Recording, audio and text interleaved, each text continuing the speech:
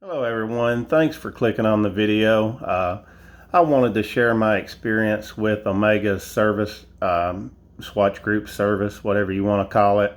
I sent this watch in for a warranty service. It got back a few weeks ago.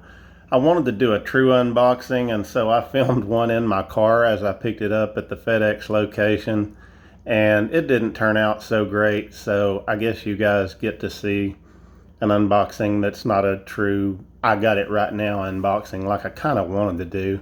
But that's all right because they replaced a lot of parts, and part of the reason I'm posting this, I'd love to hear from you guys who have had excuse me, who have had an Omega serviced, and I wondered which of these parts was standard procedure to be replaced. I know some of them are standard procedure, and I wanted to ask what a few of the parts were, if you guys know, after I show you the watch itself.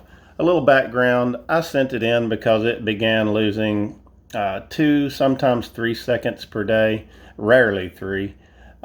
Even though the 2 seconds per day was still within cost grading. Someone from Omega had told me that if an Omega is losing any seconds per day, they will send you a label.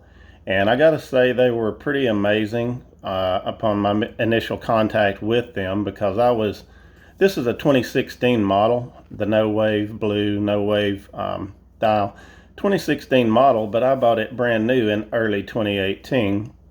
And so I had roughly about 3 to 4 weeks of my warranty left, my 3-year warranty, when I called them to initiate the service maintenance.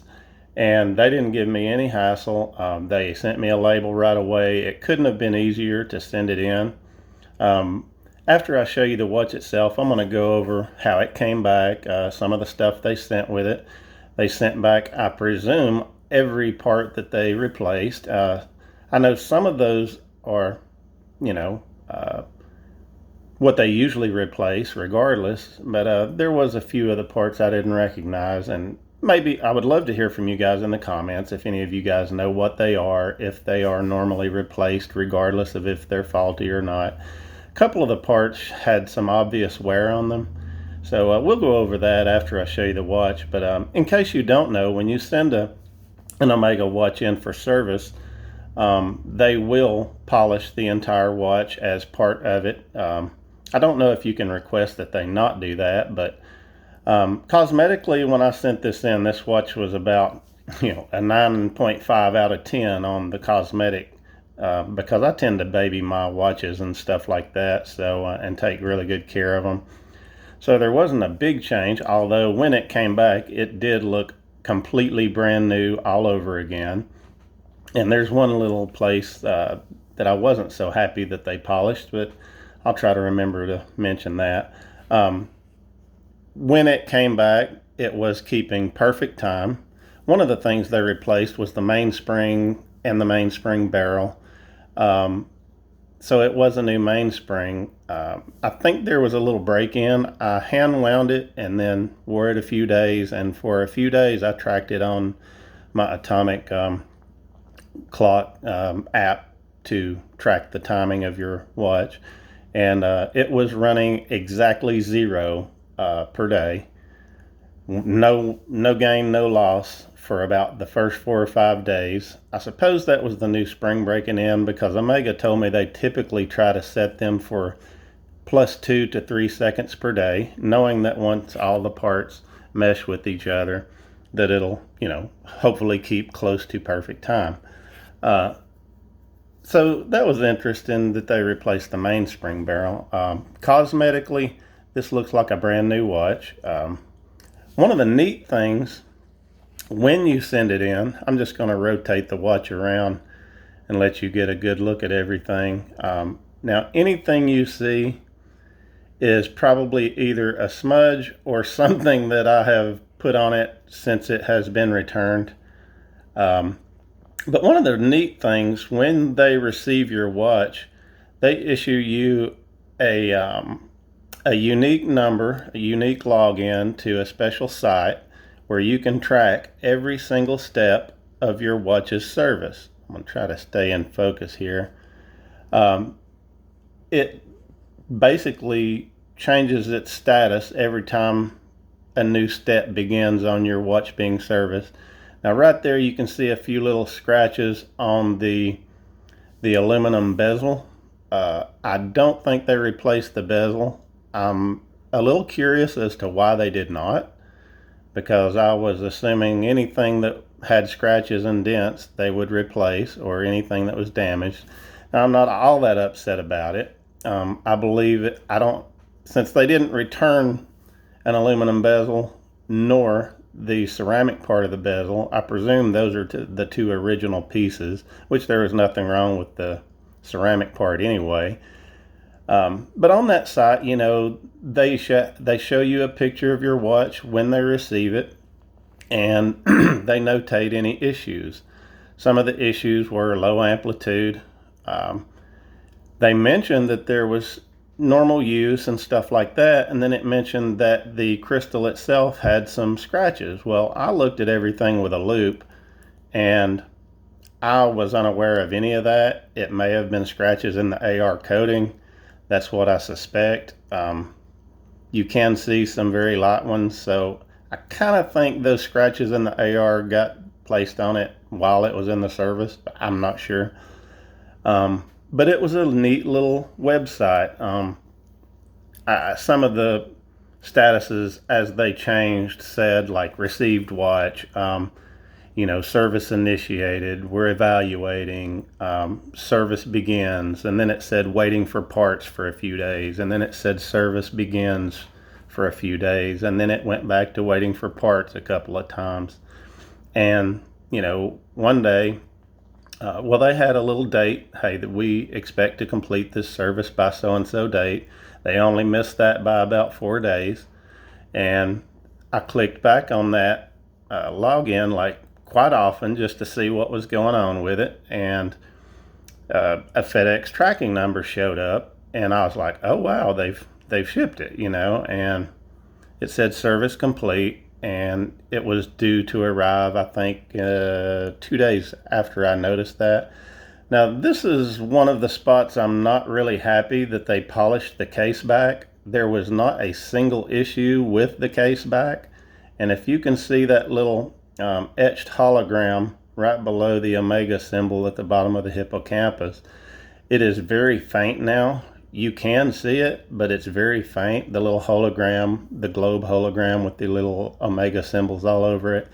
Not real happy about that, because there wasn't any real reason to polish that case back. It had no issues. And, you know, I'm not complaining, but before the service, the case back itself, the word Seamaster, I forget if it was centered upon the 3 or 9 o'clock position, but it was kind of what I would call sideways. You know, the word Seamaster was lined up, centered around either the crown or the opposite side. I can't remember. It wasn't centered on the 12 and 6 o'clock position as it is now. Now, either way, it didn't matter to me. You know, I'm not real worried about that. It's just an observation. It is lined up and oriented a little differently. Everything seriously looked brand new when I first got it. Now I have, you know, I don't have any of the little fancy glows when you're handling a watch. So some of what you're seeing is smudges. Some of it is little swirls and stuff that I've put on it in the last 3 weeks. But overall, couldn't be happier with the service. There was a few of those smaller issues that I mentioned. You know, after the first 4 or 5 days, which I assume was the break-in on the new mainspring and the mainspring barrel and various other parts that I'm about to show you.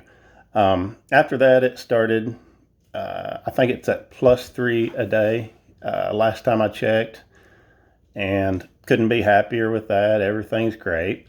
One of the smaller issues, but annoying issues, ever since I bought this watch from brand new, you could press, if you press at the 12 or 6 o'clock position of the bezel, I'm going to be quiet in a minute and do it so that you can hear the click. I don't know what the click is. Like, I don't know what's rubbing what in there, because my understanding of the architecture of it, nothing should be touching anything in order to produce an annoying click.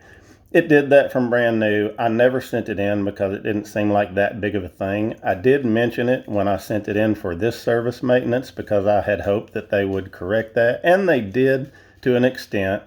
It's much less noticeable. It's a lot harder to reproduce it, but it is still there. It's not as loud, not as easy to reproduce as I mentioned, but it's better. I'm just going to chalk that up to a minor design flaw with this era of 300M, because I have been in a boutique and looked at several others like this, and they all had it to some extent. It was just always much less of an extent than when I had this brand new through the first 3 years. But now it is a lot better, and I'm going to quit talking and just reproduce it so you can hear. I'd be interested to hear if any of you guys have this same issue. Please leave me some comments if so. You have to push down and kind of upward toward the center of the crystal to reproduce it the best. And it is a lot harder to reproduce and not as loud most of the time. I'm making it loud. Most of the time when I would notice it each day when I use my little microfiber cloth and you start wiping it off, cleaning it off, it would drive you crazy because you would hear it clicking. I don't think that should be happening with a watch in this price point or on this level of a luxury diver. The click itself wasn't the most annoying thing. The little place right there, see the line where the aluminum bezel meets the case? That's what bothers me the most. It was a lot more play originally before they changed the click spring. I'm about to show you all the parts in a second.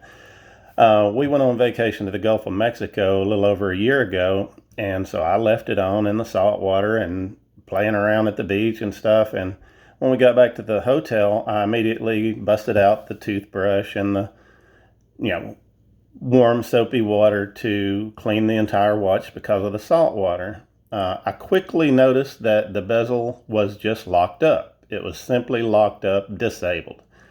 I believe what had happened is some grains of sand had gotten in that gap right there and locked up my bezel, because I worked with it about 20 to 25 minutes, turned the water a little hotter, and opened this as much as I could, lifted it up with my nail as much as I could, flushed it, tried to turn it many times, flushed it more, tried to turn it. Eventually, I believe the sand rinsed out of there and everything was great again.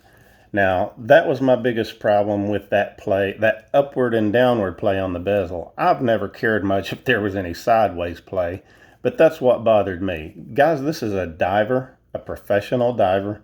There's no way a piece of sand should be able to get in there and disable your bezel. I'm sorry. Maybe that's been addressed in the newer 2018 models. I'm not sure. But overall, I think that's about all I wanted to mention about the watch itself. If I think of something, I'll probably jump back to it.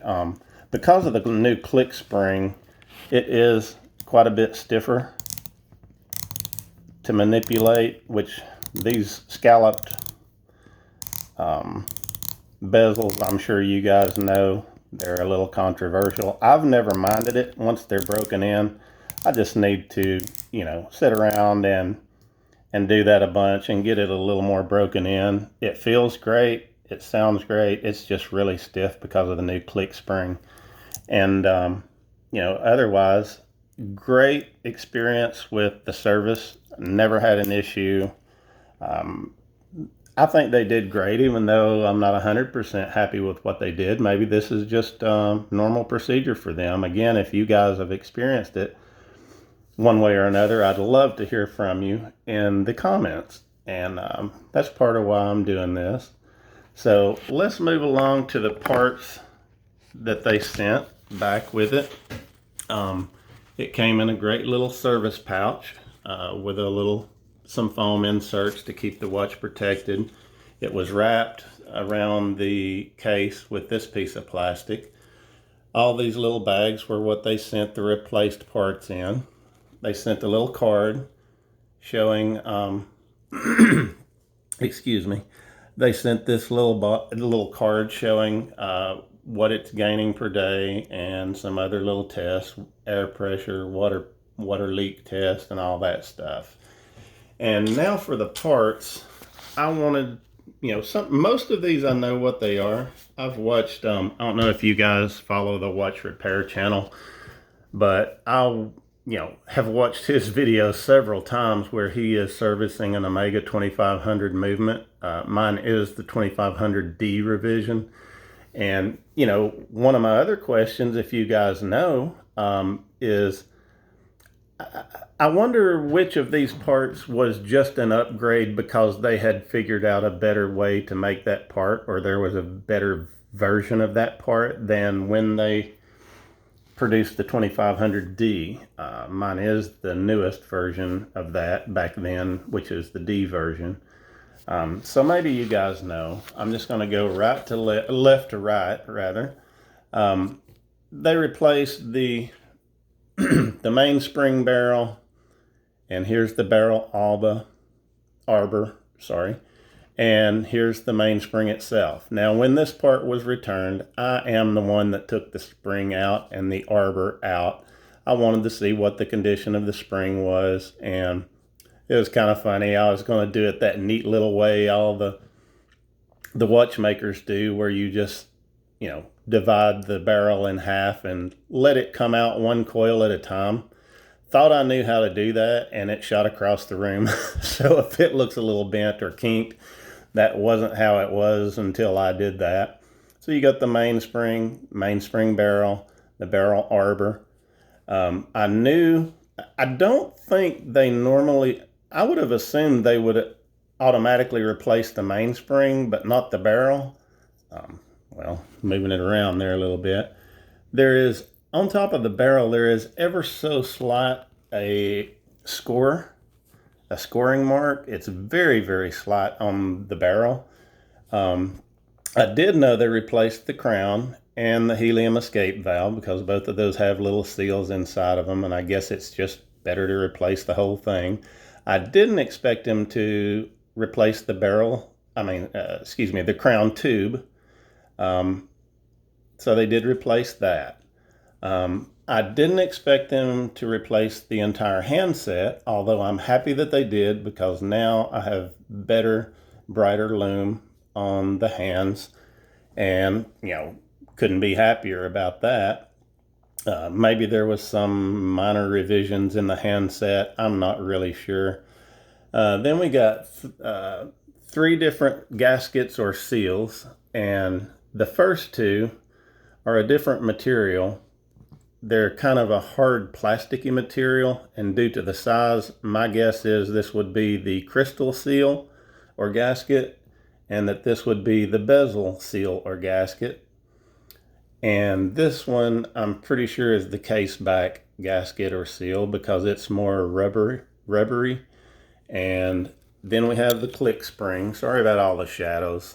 You guys, I'm a bit of a novice at YouTube.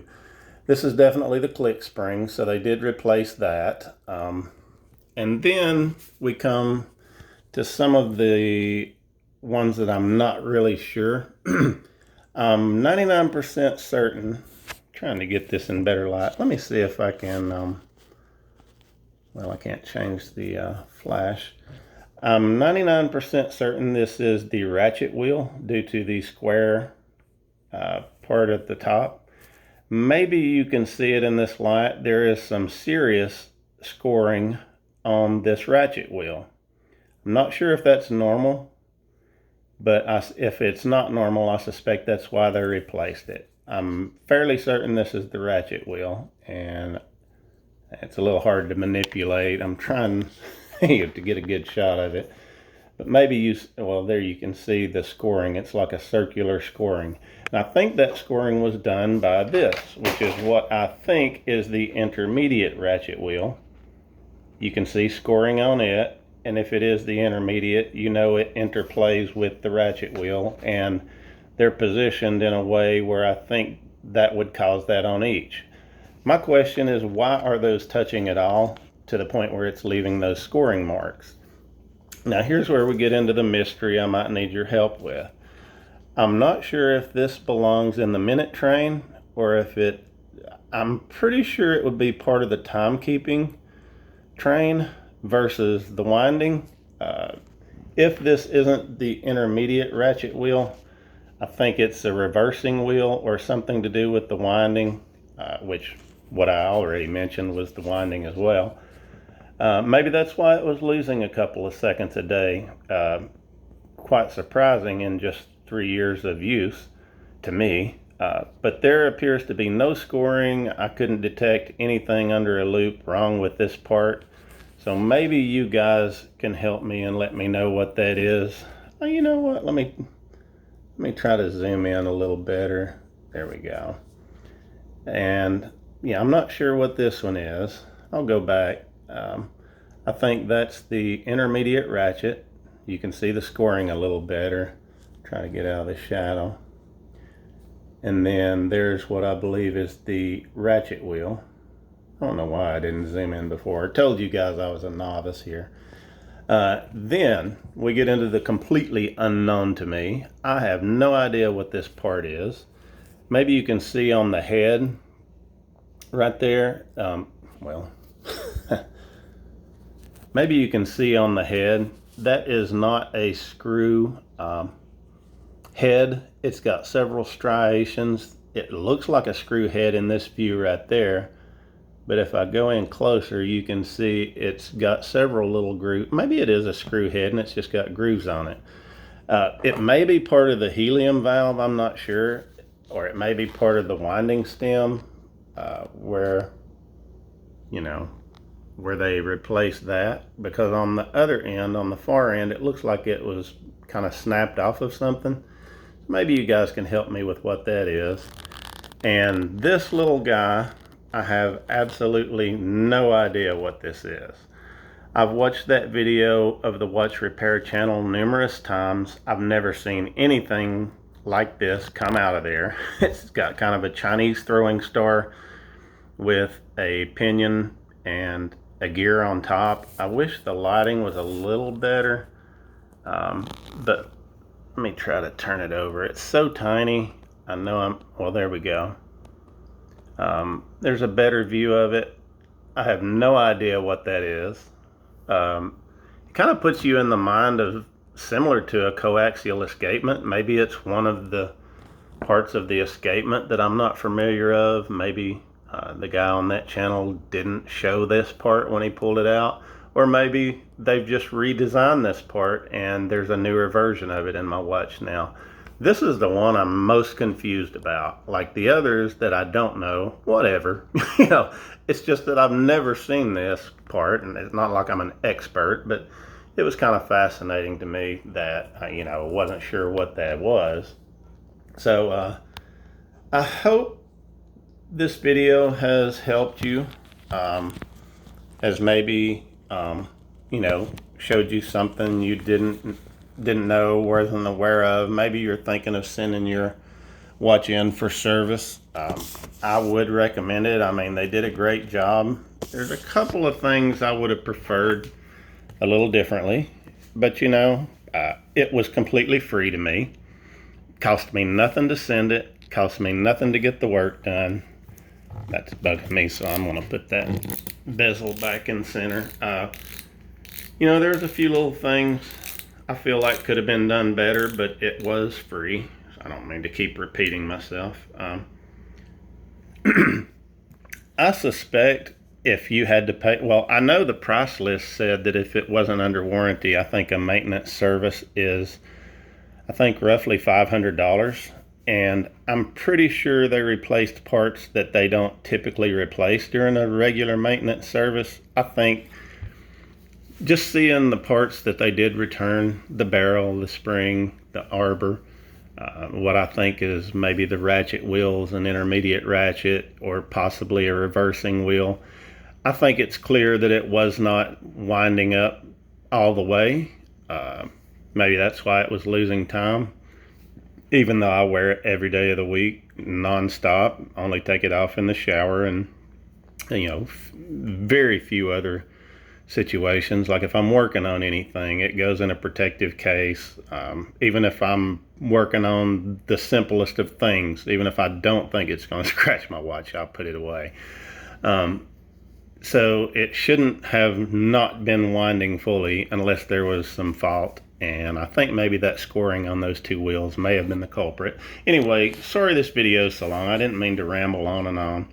Just wanted to give you guys a good idea. I hope this has been enjoyable to watch. I'm not even going to tell people to subscribe or like or anything like that. I'm just a novice. I don't put out content very often, and it's not very great when I do, but I hope you guys have enjoyed this and maybe learned something from it. Love to hear from you in the comments if you have anything to say. Thank you for watching, and we will see you later.